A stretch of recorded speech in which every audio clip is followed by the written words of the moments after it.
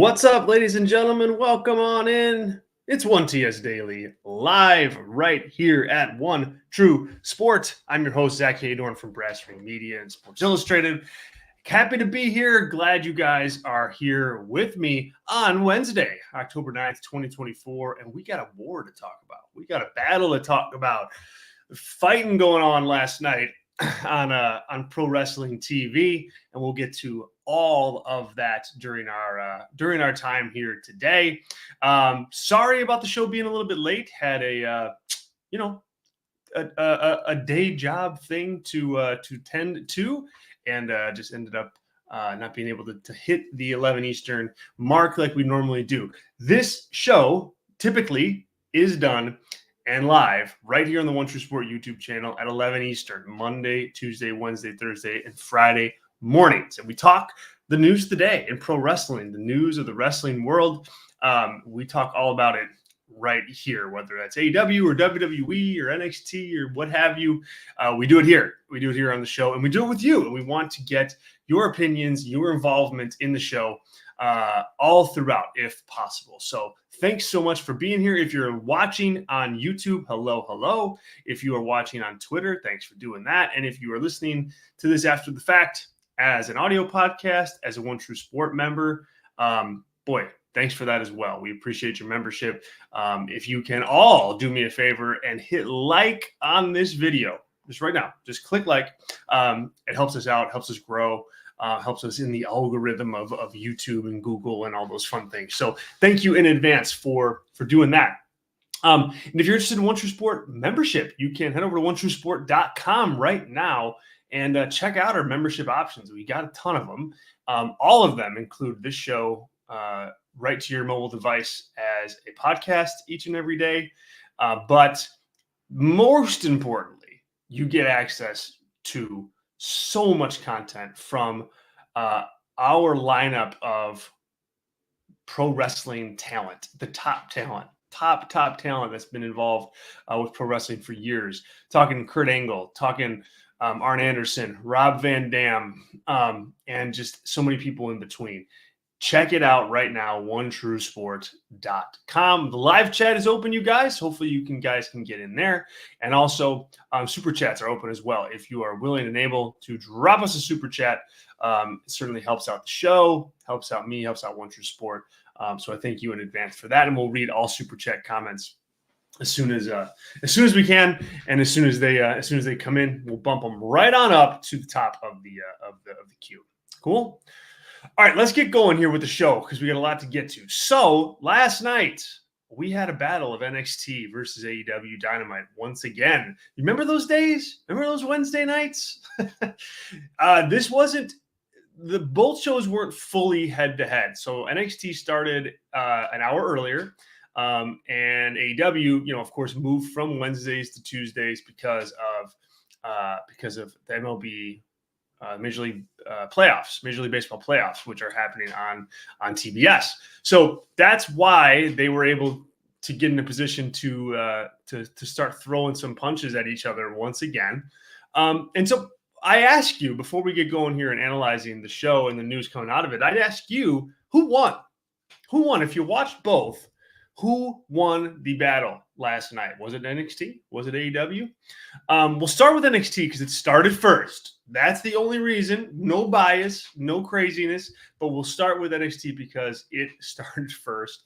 I really liked what NXT did last night. I thought, so they ran the Factory, which is a kind of like a smaller, I believe it's a concert venue in St. Louis. And that building looked great last night for NXT. It popped off the screen because it was just so different from what you see from WWE all the time. Like even at NXT in the Performance Center, like it's a very, very like produced venue for them, and it's polished. And NXT last night just felt a little rawer. Like it just felt like, they were on the road and filling up buildings. And I think that's good for NXT. I think you want NXT to have a different feel. I've been saying it here for weeks and months that you got to have a different feel if you're NXT and AEW for that matter. I think that's how we started that conversation, was like, how do you make Dynamite and Collision different from one another? And the same rule applies for NXT. And the thing is, I think they did that here. Less so last week with the premiere. Last week they ran Allstate Arena. WWE runs Allstate Arena all the time, multiple times a year. That one of the criticisms that I had on last week's show was that it didn't look very different at all from like main roster WWE programming. And last night it really did. I really did. And I thought that made the show popped off the screen. And I just thought it was really like a fun environment. It seemed like the audience was kind of right on top of the action, which I think always helps. And it just made for a pretty cool show environment. As far as the show goes, two big news stories like coming out of NXT. Three big news stories. The first being Stephanie Vaquer made her live TV debut, and she joined up with Julia, seemingly on the opposite side of the ring from Roxanne Perez and Cora Jade. You had Cora Jade and Roxanne Perez. They walked down to the ring. They cut a promo. Very arrogant, very heelish in nature, only for Julia to interrupt it. And Julia was not there alone. Stephanie Vaquer on her side. So there's definitely a tag match brewing, I would imagine, between those two squads. I think that's a good use of both Vaquer and Julia right now, especially if you want to keep the title on Roxanne Perez for a little while. Like, this is a solid way to do that. Julia is certainly going to have a singles match with Cora Jade at some point. So this is a nice little holdover. Vaquer got a really nice reaction from the NXT crowd. And so, I'm sure that there was a portion of that fan base that already knew who she was. But I also think that WWE's done a pretty nice job of like highlighting the fact that they have her, and starting to tell people who she is. And I think that helped yesterday with the big reveal. So that's story number one. The second story is we have a new North American champion. Tony D'Angelo beats Oba Femi in the middle of the ring to win the North American Championship. This was surprising to me. Like, not because I think Tony D'Angelo isn't worthy of the North American Championship or whatever, but just that it signals to me that Oba Femi is not, like him losing the North American Championship isn't bad for him. He's not going to be moving down the card. I think he's moving up the card. I think you're looking at Oba Femi against Trick Williams at Stand and Deliver WrestleMania weekend. That's the match that I'd be building. So Tony D'Angelo wins this title. Yes, Oba Femi does the job. Yes, but in the end, I think it is going to be an elevation for Femi. And for Tony D'Angelo, he, as I always say with him, he is in a tough spot. Like the mob boss gimmick in 2024 is going to be a tough putt for him. He, and I think, 9 times out of 10, he does really well with it. I think he does well, weaving that character into what he does and how he talks. But you have to have a Raw and SmackDown roster that are willing to like play along with him with that, like they are in NXT. And who knows, is Seth Rollins going to play along with the mob boss gimmick? I don't know. I don't know how that will work up there. So I've always felt that that he has a ceiling on him for like where he can go in WWE because of the gimmick. And what last night reminded you of was that he can work matches, and people care about it. People were invested in him winning that championship. They were, ready for him to kind of make good on his promise that he was no longer scared of Oba Femi and he was going to win that title. And then he did, and the crowd popped big. It wasn't the best like technical match in the world, not by a long shot, but that doesn't really matter when you have the audience eating out of the palm of your hand the way that they did. So I thought it was a really fun match, and I think it's a good move to get that North American Championship off of Obafemi, because you want him at the top of the card. You know, he's proven himself. He's proven to be a standout act from the Performance Center machine. And there you go. Like he needs to be doing bigger and better things, and I think he absolutely will be. Let's go to the chat here about NXT last night, and as far as who won and who lost. Nicholas says, I think NXT won. I tuned in at 9 p.m. and it felt different from other WWE shows. The main event was good. Yeah, we'll get to that main event in a second. Tony says here, the second episode of NXT on the CW is the best one so far. Yeah, I really liked the show this week. I liked it better than the show last week. Even though that show was more loaded with like good matches, this seemed hotter. This seemed like a hotter show. Really curious as to what the rating's going to be on this. And like if they were able, they did 895,000 viewers last week on average. Will be interesting to see if they can hold any or all of that with this week's show. Sean's in the chat here and says, Zach, what's up, my friend? What's up, Sean? Thanks so much for being here, man. Appreciate you joining us live. It's always a blast when you see your name in there. Sean says, though, NXT is doing a lot better right now. Some really fun talent. Yes, they do. Sean also asked a good question, a good debate, good discussion here. Do you really think Tony is the guy that should have beat Oba? Well, boy, that is a heck of a question, Sean. I mean, if he was a main roster, if this was happening on the main roster, right, I would say no, absolutely not. D'Angelo is not that type of talent, and he's not, hasn't like proven himself to really, like, the gimmick doesn't really need championships, even though that's what everybody should be angling towards. So if this was like a main roster feud and Oba was rising the ranks of the main roster, I'd say definitely not. In NXT, though, I think it was the right call, mainly because you have to be able to figure out what you have in Tony D'Angelo. Like, where can that guy go as like a singles champion? Like, what can he do? What are people willing to accept with him as far as the gimmick goes? And so I do think he was the right guy, in that you want to see that through and figure that out, and who knows what you'll learn on the other side. Is he somebody that can carry a singles title like that? Yes or no?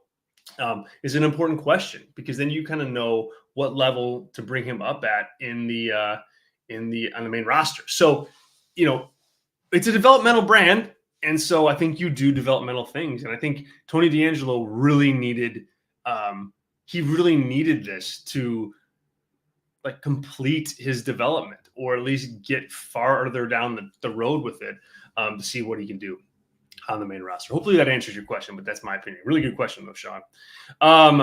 Amy's in the chat, says, time got away from me, but I made it. Thanks, Amy. Appreciate you being here. Always good to see you. So yeah, okay. Then the main event, Javon Evans against Randy Orton. I was super excited to see this match, to see what they would do. It's a bummer that they didn't land the RKO spot. If you're Evans, you're kicking yourself. If you're Orton, you care less because you're Randy Orton. But the match I thought was good. I thought the match, highlighted Javon Evans, like his speed and his like special athleticism. I thought Orton did enough. He didn't go all out for Javon Evans, but I think he did enough. And like, and if they hit that spot at the end, man, I think people are really talking about that in a major way this morning. And they didn't. It happens. A little over ambitious, I guess. Like, watching it back, it's like Javon Evans just didn't quite get the rotation right. With that, and Orton couldn't time it out correctly either. So Greg Parks of pwtorch.com noted on Twitter during that like 15 years ago, Orton would have like berated Javon Evans for messing up the spot and all that. And he just laughed it off and lifted Javon Evans up and shook his hand and raised his arm. So like, Orton, he's growing. He's growing as a human being with deep emotions. But fun little match. And look, I want to go back to the environment for a minute of NXT. It's fun to see top stars like Randy Orton in a unique environment like the one that he was in. You don't see that all the time. And I think that that's going to be a feature, not a flaw of NXT moving forward. If they continue to run like special buildings in different markets and they keep bringing, main roster talent there to help sell tickets and to build a little interest on the show, I think people will be interested to go out to the buildings to see, these talents in a different environment. Like that's always fun. It's like seeing your favorite band not inside an arena, but in a small club. Like it's different. It's different. It's special. And that's how I felt about Randy Orton yesterday. So good show overall. Really curious about the viewership and what it does against AEW specifically. But more to come on that here in a little bit. Let's move to AEW because AEW was a bit of a disaster last night, in my opinion. I'm not sure what they were doing. I know Fightful reported this morning that they had a bunch of travel issues that they had to work around because of the hurricane. By the way, if anybody's out there listening in its path right now, I stay safe, get out of there. Do what you're told by emergency personnel and emergency workers, but really hunker down and stay safe because it sounds like things are going to be pretty nasty here in the next 24 hours. So good luck, stay safe, and we're thinking about you. But because of that hurricane, it sounds like AEW really had to move things around. I don't think they had a very good show last night from the perspective of building WrestleDream up on Saturday. You got a really good Moxley promo to start the show, like a pre-tape thing. But then, you got virtually no build to that match. Like, yeah, they brawled, but that's it. I mean, Bryan Danielson, this conceivably, and I think will be his final full-time Dynamite. Like, they made nothing of it. They made nothing of it on Dynamite. He didn't mention it at all in terms of like a promo talking about how his full-time career might be over on Saturday and how much he wants to, keep it going. Like nothing like that. No, like you have Jon Moxley and you have Bryan Danielson on the same show. Like get him in the ring together. Do some kind of promo battle, something. You got to do more to build your main events. And they just completely like threw in the towel, with a brawl instead. And I just think that's a bad call, especially when you're trying to sell this as like potentially the last match for Bryan Danielson's full-time career. I also did not like the Daniel Garcia promo. I thought it was just overindulgent, talking about being the best wrestler in the world. That has issues all over it. But more so than that, he's cutting a promo on TV, on a TV show about his contract situation when the contract situation and storyline was never brought up for him. Like it never was a story. Nobody knew what the heck he was talking about. I mean, some people knew because they knew his contract was up, but outside of that, in like AEW storylines and in that world, what the heck's he talking about out there? Contract. Like it just doesn't matter. Like that doesn't matter. And if you want it to matter, then you have to tell people that. You have to tell people that that's going on and that matters. And they didn't, not once. And there he is yesterday talking about it. I thought it was just an absolute mess of a promo. In addition to that, if you stipulate, okay, we're going to bring up the contract and we're going to, he's going to talk and he's going to talk about being a face of the company. It's like, you can't let him go out there and give away the farm on day one. If you re-sign this guy and he's going to be a part of your plans, you got to tell a story with him. He can't go out there calling himself the best wrestler in the world on day one when there's nothing in his backlog of activity that proves that out. That's the story. The story is seeing him the way he is today, and where does he end in 12 months? That's what's going to keep people interested, especially with Daniel Garcia. Daniel Garcia has and always has had like a special connection with the audience. That's his biggest strength. I mean, he's a good wrestler, like from a in-ring perspective, but more so than that, I think people just genuinely care about the guy. A lot like Sami Zayn in that regard. I made that note last night too. But you gotta put some effort into that. You gotta, if he's the guy you're going with, you gotta have a plan and stick to that plan and book him to get there. You can't just let him go out there and say whatever the heck he wants on a microphone, in front of 600,000 people. Like, it's just that can't happen, and that's what happened. And now, where do you go? Where do you go? He's going to go after titles. Okay, which one? Blah blah blah. Like, it's just, there's no road for him to travel down. I thought it was really, really, really disappointing.